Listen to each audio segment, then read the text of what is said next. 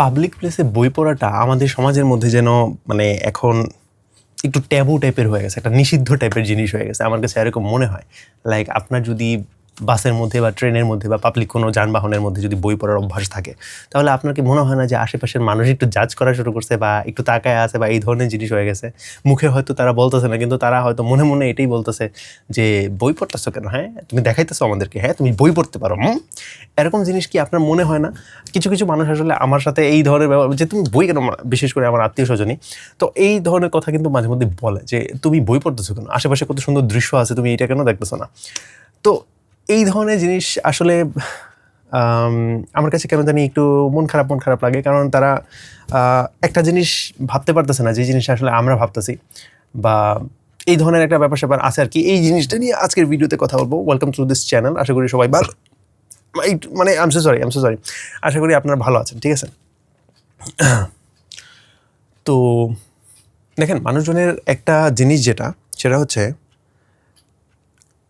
মানুষজন কিন্তু বাসের মধ্যে বা কোনো একটা পাবলিক প্লেসের মধ্যে ইউটিউব ভিডিও ঠিকই দেখে, ইনস্টাগ্রামে স্ক্রল ঠিকই করে, রিলস ঠিকই দেখে, এটা হচ্ছে ব্যাপারটা। কিন্তু তার পাশে কোনো একটা মানুষ যদি বই পড়ে, তখন ওর আসলে জিনিসটা খারাপ লাগে। এটা আমি আমার দেখছি, আমার জীবনের মধ্যে এরকম বেশ কিছু মন্তব্য পাস হয়েছে, ঠিক আছে? আমি মানে প্রতিনিয়তই আমার বন্ধুরা বা আমার আত্মীয় স্বজন বা আমার কাছের মানুষজনরা, কারণ ওরা তো বইলে ফেলে, তাই না, যে তুই কেন বই পড়তেছ, হ্যাঁ আশেপাশে কি সুন্দর জিনিস আছে, তুই এইগুলো না দেখে বই পড়তেছ বেটা। তো এই ধরনের জিনিস মানে কাছের মানুষ, বন্ধুর মানুষ, ওরা এই জিনিসটা বলে ফেলে। তো ওরা যদি বলতে পারে, আশেপাশের যেই মানুষগুলো অপরিচিত মানুষ, ওরাও কিন্তু জাজ করেই ফেলে, ঠিক আছে?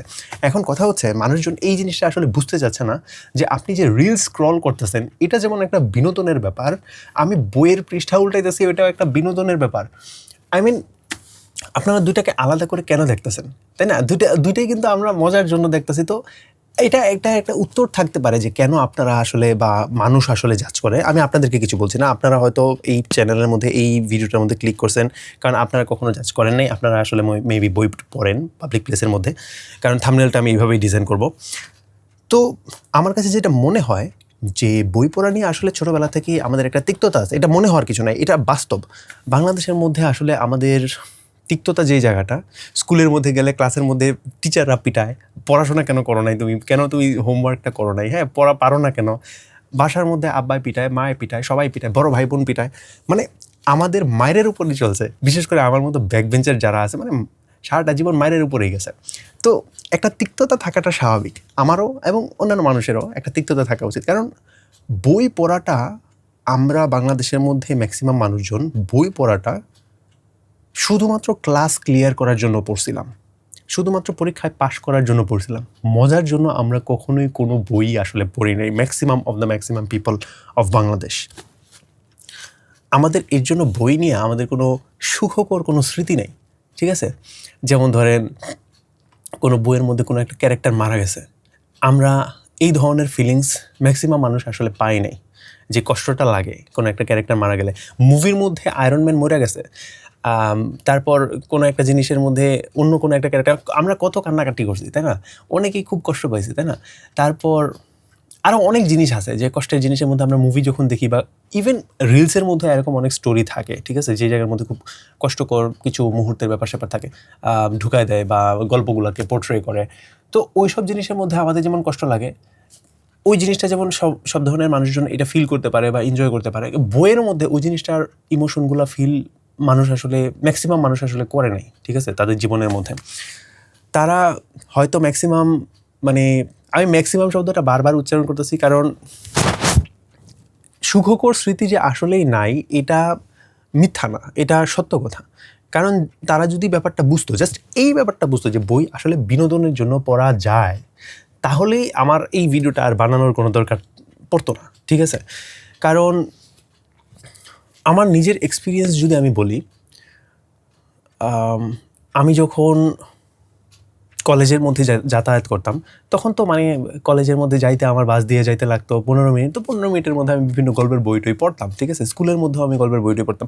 এখন মানুষজন যে জাজ করতো যে তুই কেন বেটা বই পড়িস বেটা, তো আমার কথা হচ্ছে আচ্ছা আপনি হয়তো এই জায়গাটার মধ্যে নতুন, আপনি আশেপাশের দৃশ্য দেখতেছেন, দেখেন, আপনি এনজয় করেন, কিন্তু আমি তো এই রাস্তার মধ্যে নতুন না, আমার পুরাটা রাস্তা মুখস্থ হয়ে গেছে, কারণ এই কলেজের মধ্যে আমাকে প্রত্যেক দিনই যাতায়াত করতে হয়। তো প্রত্যেক দিন যাওয়া এবং আসার মধ্যে রাস্তার দুই পাশে কি আছে, কোথায় কি হচ্ছে, আই নো এভরিথিং, আমার মুখস্থ হয়ে গেছে। তো আমি তো আর নতুন কিছু দেখতেছি না, তো আমি তো নতুন কিছু বইয়ের মধ্যে পাবো, তাই না? আমাকে আমার মতো এনজয় করতে দেন।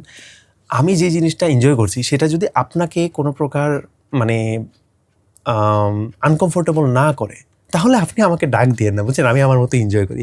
কিছু কিছু মানুষ আছে যে বাস বা ট্রেনের মধ্যে মানে থাকে না কিছু মিশুক টাইপের মানুষ, ওরা আইসা আরে বই পড়তেছেন, কী বই পড়তেছেন দেখি, আচ্ছা আচ্ছা এই বই নেন পরের পরে, আরে বই টান দিয়া আই মিন না, যে মানুষগুলো অ্যাকচুয়ালি অত ধরনের মিশুক থাকে তারা মনে হয় এটা করতে পারে, মানে লাইক জাস্ট টান দিয়া কী বই পড়তেছে, এই বইটা তো আমিও পড়ছি, তখন আই থিঙ্ক ঠিক আছে, খারাপ না। কিন্তু টান দিয়ে আবার এই এত এক্সট্রিম লেভেলে যাওয়াটা মনে হয় উচিত না।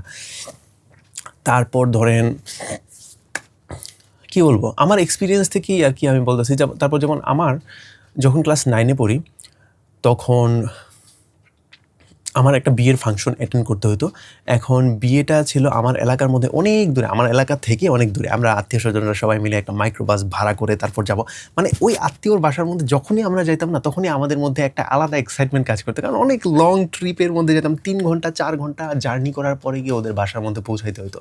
সো এই লং জার্নির মধ্যে মাইক্রোবাস, গাড়ি চড়া, এটা খুব ফ্যাসিনেটিং একটা জিনিস, তাই না? আমি তো গ্রামের মধ্যে থাকি, তো গাড়িতে চড়বো, এই জিনিসটাই আমার ভালো লাগতো। তো ওই জায়গার মধ্যে মানে ওদের বাড়িতে তারপর আমি গেছিলাম, অনেকবারই গেছিলাম। তো রাস্তা আমার মুখস্থ না হলো, মানে আমি দেইখা রাখছি, এইখানে এইটা আছে, সেইখানে সেইটা আছে, ফাইন। তো আমি যেহেতু ওদের বাসাতে যাব বিয়ে অ্যাটেন্ড করতে, তো এর 4-5 দিন আগেই আমি 2টা বই অর্ডার করে ফেলছিলাম। বইয়ের নাম আমি বলি, শতে সেন্টু, আরেকটা হচ্ছে রুহান, ঠিক আছে? 2টাই জাফর ইকবাল স্যারের লেখা। ওনার মানে থাকে না কিশোর বয়সে আমরা মানে জাফর ইকবাল স্যারের সব লেখা বই অনেকেই পড়ছি, কারণ ওই বাচ্চাদের জন্য উনি ভালোই বই লেখা, খারাপ না। তো তো এই 2টা বই কিনছি আমি স্কুলের মধ্যে। মানে আমার একটা অভ্যাস ছিল যে আমি স্কুলের যে টিফিন পিরিয়ড থাকতো, ওই টিফিন পিরিয়ডের মধ্যে দৌড়ে মাধবদীতে চলে যেতাম। আপনারা তো জানেন যে আমি মাধবদীর মধ্যে কেনাকাটা করি বা লাইব্রেরির মধ্যে যাই। ওই দৌড়ে ওই জায়গাতে চলে যেতাম, অর্ডার দিয়ে আসতাম লাইব্রেরির মধ্যে যে এই বইটা আমাকে আয়না দিন। তারপরে 2-3 দিন পরে যখন আমাকে সময় দিত, 2-3 দিন পরে আসো, তা আমি 2-3 দিন পরে গিয়ে আমি নিয়ে আসতাম। তো এরকমটাই আমার টিফিন পিরিয়ডের জিনিস, ঘটনা বা গল্প টল্প হতো, বা মাঝে মধ্যে মাধবদী যাওয়া হতো, বই নিয়ে আসা হতো। তো এই ঘটনাগুলো ঘটতো। তো আমি যখন টিফিন পিরিয়ডে নিয়ে আসছি, আমার টিচাররা বলে বই কিনছো না? আমি বলতেছি টিচারদেরকে, আমি বলতেছি আর কি যে আমি তো আমার খালার বাসায় যাব, আমার ওই খালাতো ভাইয়ের বিয়ে, তো এই বইটা কিনছি, ওই জায়গাতে যাইতে 3 ঘন্টা লাগে, ওই জায়গার মধ্যে আমি মাইক্রোবাসের মধ্যে বৈশা পড়বো। তখন স্যার, ওই আমার জহিরুল স্যারই মজা করে বলতেছে, হ্যাঁ নাকি বই পড়বো, এই যে দৃশ্য দেখবি তুই বেটা, তুই বই পড়ার কথা বলতেছিস। তো জহিরুল স্যার হচ্ছে আমার খুব প্রিয় একজন টিচার। আপনি যদি মানে ওনার সম্পর্কে না জানেন, আমি ওনার সম্পর্কে একটা বিস্তারিতভাবে একটা ভিডিওর মধ্যে বলছিলাম, আমার প্রিয় শিক্ষক পার্ট 1 এই ভিডিওর মধ্যে বলছিলাম, আমি আই কার্ডে দিয়ে দিব।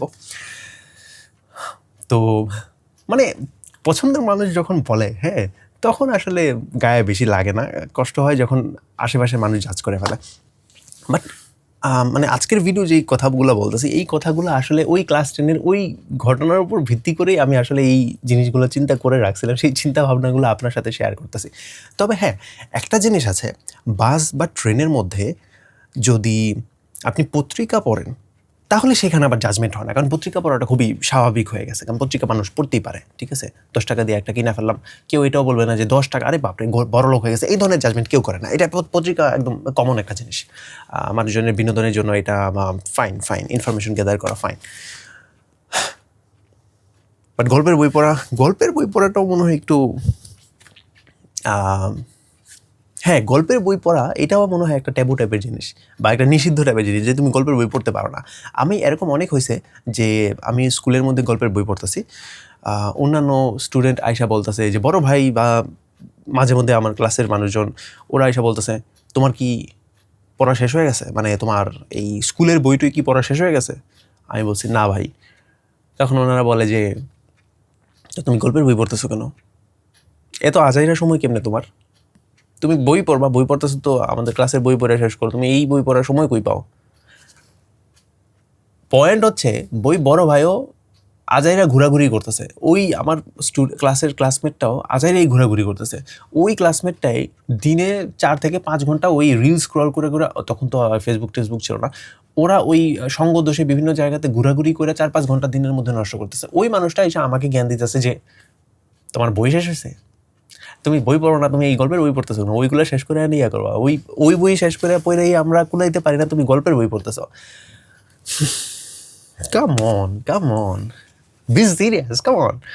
এখন এটা অবশ্য অনেক আগের ঘটনা, মানে প্রায় 8-9 বছর হয়ে গেছে, কিন্তু এখনও মনে হয় এই ধরনের ঘটনা বাংলাদেশের মধ্যে ঘটে। আপনি যদি স্কুলে পড়ে থাকেন, আপনি স্কুলে মনে হয় না আপনি পড়েন, কারণ আমি দেখছি যে আমার ইউটিউবের মধ্যে আমার ম্যাক্সিমাম না, প্রায় সব অডিয়েন্স হচ্ছে 24 থেকে 32 বছর বয়সী, 35 বছর বয়সী মানুষজন আমার ভিডিওগুলো দেখে। তো আপনি মনে হয় না স্কুলের মধ্যে এই মুহূর্তে পড়ছেন, বাট মেবি ভবিষ্যতে অডিয়েন্স চেঞ্জ হবে, হয়তো কিশোররাও আমার ভিডিও দেখবে, মেবি। তো কিন্তু আপনারাও তো স্কুলের মধ্যে আপনাদের মধ্যে অনেকে আছে যে কিনা গল্পের বই টই পড়ছে, তো আপনার সাথে কি এই ধরনের অভিজ্ঞতা হয়েছে যে মানুষজন আইসা আপনাকে জ্ঞান দেওয়া শুরু করছে? ওর নিজেরাই সময় নষ্ট করতেছে, কিন্তু আপনাকে বলতেছে যে সময় নষ্ট করো না, গল্পের বই পড়া, হ্যাঁ গল্পের বই পড়ার সময় নষ্ট, অথচ ওরাই 2-3 ঘন্টা মুভি দেখে প্রত্যেক দিন। তো আমি যেটা, আচ্ছা হ্যাঁ, পাবলিক ট্রান্সপোর্টেশনের মধ্যে কিন্তু অনেক কিছু হয়, তাই না? পাবলিক ট্রান্সপোর্টেশনের মধ্যে আশেপাশে হ্যাঁ অবশ্যই অনেক কিছু দেখা যায়, কিন্তু সবাই কি সব কিছু দেখে? মানে সবাই জাস্ট, হ্যাঁ অনেকে আছে ওই আশেপাশে যত বোর্ড আছে সেইগুলো পড়তে পড়তে যায় যে হ্যাঁ হানিফ স্টোর, হ্যাঁ কালুমিয়ার তরকারির হোটেল, তারপর হচ্ছে আমেনা খালার কোনো একটা দোকান, বা হানিফ স্টোর, হ্যাঁ বাটা স্টোর, হ্যাঁ বাটা বলে ফেলছি, আমি সো সরি। স্পন্সর না করলে না এই বড় বড় ব্র্যান্ডের নাম নিতে ভালো লাগে না, বুঝছেন? একটু টাকা ছুঁড়া মারলে তো তখন ভালো লাগে, এই জন্য। আচ্ছা, তো এই ধরনের জিনিস আসলে দেখাদেখি হয়, তো আর কি বলবো, আর তো কিছু বলার নাই, তাই না? আচ্ছা, যারা জানেন না, যারা নতুন আসেন এই চ্যানেলের মধ্যে আসলে আনস্ক্রিপ্টেড জিনিসপত্র হয়, লাইক চায়ের দোকানে, টঙের দোকানে যখন আমরা আড্ডা মারি তখন যেমন আনস্ক্রিপ্টেড কথাবার্তা হয়, কোনো এডিট ছাড়া, কোনো ব্যাকগ্রাউন্ড মিউজিক ছাড়া, তো এইখানেও আনস্ক্রিপ্টেড জিনিসপত্র হচ্ছে কোনো মেডিটিং ছাড়া, ঠিক আছে? এখানে আমি আড্ডা দেওয়া শিখতেছি, স্টোরি টেলিং শিখতেছি, বা কথা বলা শিখতেছি, বক্তা হওয়া শিখছি, বুঝছেন? তো আপনাদের যদি এই ধরনের জিনিস ভালো লাগে তো আমার চ্যানেলটা একটু ঘুরে দেখতে পারেন।